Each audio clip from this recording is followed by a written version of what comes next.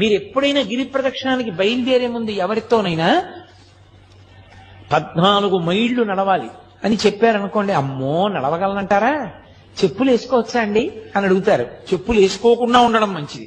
గుళ్ళో ప్రదక్షిణానికి చెప్పులు వేసుకుంటావా అన్నారనుకోండి, అమ్మో చెప్పులు వేసుకోకుండా నడవడమే ఎందుకైనా మంచిది, వెనక నుంచి ఓ కారో ఏదో నడిపించుకుంటూ వస్తాం అంటారు.